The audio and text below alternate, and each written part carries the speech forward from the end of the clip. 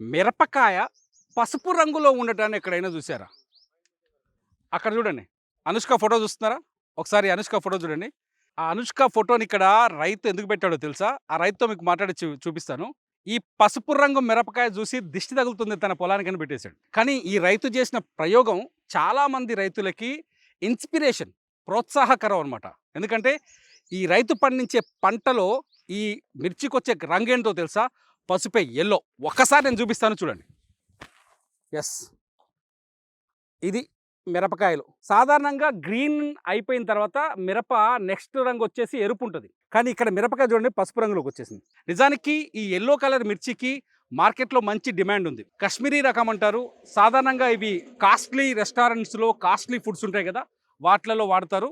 కాబట్టి ఈ పంటని సెలెక్ట్ చేసుకుంటే ఒక మంచి ప్రయోగం అని చెప్పాలి. కమర్షియల్ క్రాప్స్లో ఎల్లో కలర్ మిర్చిని సెలెక్ట్ చేసుకోవడం ఒక మంచి ప్రయోగం అని చెప్పాలి. నిజానికి మన తెలుగు రాష్ట్రాల్లో గుంటూరు, ఖమ్మం, మహబూబాబాద్ జిల్లాల్లో చాలా మంచి మిర్చి రకాలు ఉన్నాయి. నేను చాలా ప్రమోషన్ చేశాను కొన్ని మిర్చిలకు సంబంధించి. ఆ మంచి మిర్చి రకాలున్నాయి. కొత్తగా ఈ మిర్చిని కూడా పరిచయం చేయాలనుకున్నాను మీకు. రైతులు ఎవరైనా కమర్షియల్ క్రాప్స్ వేయాలి అనుకుంటే మిర్చిలో బెస్ట్ సీడ్స్ని ఎంచుకోండి.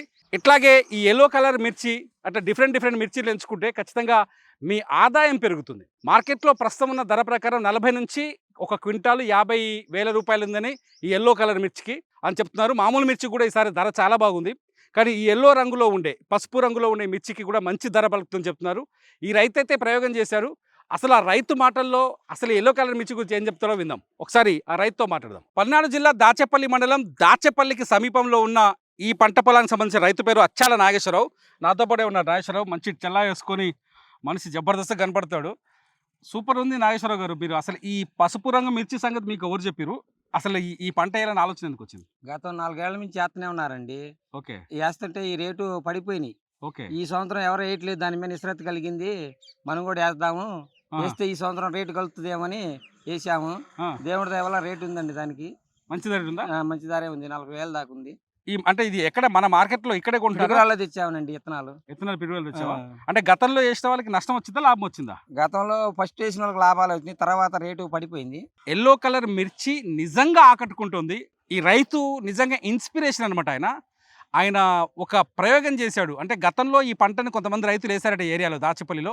అది వర్కౌట్ కాలేదు అని చెప్పాడు. సరిగ్గా క్రాప్ రాలేదు, లేకపోతే కొంత నష్టం వచ్చింది, రకరకాలు. కానీ ఈసారి ఎవరు వేయట్లేదు కదా, నేను వేస్తానని నాగేశ్వరరావు ప్రయోగం చేశాడు. సక్సెస్ అయింది. క్రాప్ అయితే చాలా బాగుంది. నేను ఈ చెట్లు ఓపెన్ చేసి చూపిస్తే మీకు కనిపిస్తుంది. గ్రీన్ చిల్లీ మీకు కనిపిస్తుందో లేదు, గ్రీన్తో పాటు ఎల్లో చిల్లీ కూడా కనిపిస్తుంది.